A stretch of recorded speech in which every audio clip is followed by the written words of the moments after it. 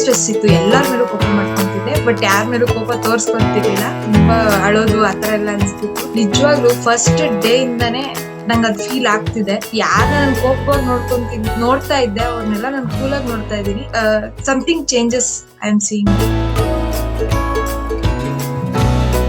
ಆಫೀಸಲ್ಲಿ ಯಾವಾಗ್ಲೂ ತುಂಬಾ ಸ್ಟ್ರೆಸ್ ಇರೋದು. ಸಂಜೆ ಬಂದು ನಾನು ಸ್ಟಾರ್ಟಿಂಗ್ ಫಸ್ಟ್ ದಿನೇ ಹೇಳಿದೆ, ಬಂದು ಮಕ್ಕಳ ಮೇಲೆ, ಮನೆಯವ್ರ ಮೇಲೆ, ಎಲ್ರ ಮೇಲೂ ರೇಗಾಡ್ತಿದ್ದೆ. ಆದ್ರೆ ಕ್ಲಾಸ್ಗೆ ಆಕ್ಚುಲಿ ಜಾಯ್ನ್ ಆದಾಗ ಗೊತ್ತಾಯ್ತು, ಅದೆಲ್ಲ ಸಣ್ಣ ಪುಟ್ಟ ವಿಷಯನೇ. ನಾವ್ ಅದನ್ನ ಕಂಟ್ರೋಲ್ ಮಾಡ್ಕೊಳಕ್ಕೆ ನಮ್ ಕೈಯಲ್ಲೇ ಇದೆ.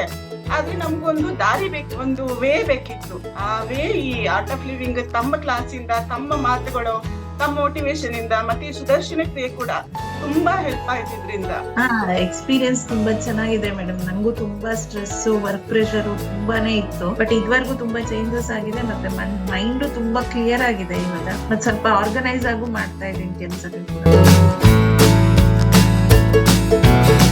Big pranam to Gurudev for creating, this Art of Living program. You generated interest in us like the time sutras, you related with stories, and it made so much simple for us to understand the meaning of each sutra. So big thanks to you, and it was wonderful experience. I decided to take this course, and now it feels a lot better. Like my mind is clear, and things I thought would matter actually don't matter, is the realization that I got. And this was a very nice opportunity for me that came at the right time. Jai Gurudev. Sangha Chattu, I belong to you.